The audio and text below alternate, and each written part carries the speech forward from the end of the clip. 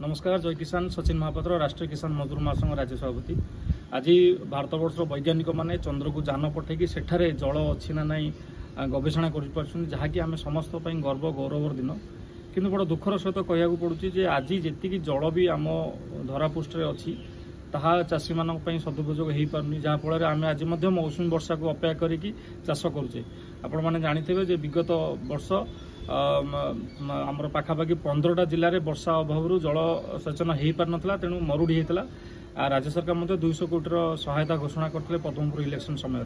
तेणु कहबार कथा हूँ जल सेचन और जल निष्कासन ओडिशार चाषीर मेरुदंड को भांगी दूसरी। तेणु एकू नहीं कि आम बारंबार चाषी कूल राज्य सरकार पाखे नवेदन करुचु जे प्रत्येक जमी की जलसेचित करा जाऊ, प्रत्येक जमी जलसेचन किभली भाव में हो। कारण देखिए असराय वर्षा हेले बन्या हो।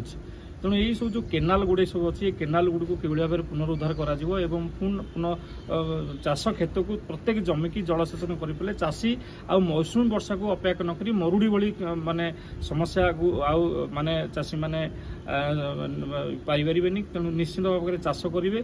तेणु आज राज्य सरकार गोटे 5 वर्ष योजना एक्सटेंड कर जो कि 2000 कोटी टका पाखापाखि से विनियोग कर जलसेचन व्यवस्था को से आहरी त्वरान्वित करने प्रयास कर। निश्चित भाव एक स्वागत योग्य पदक्षेप। यह खाली समय को अपेक्षा करा देखा केते दूर कार्यक्रम होउची एवं ओडिशार चाषी ता केते बेनिफिट पाउछ। धन्यवाद।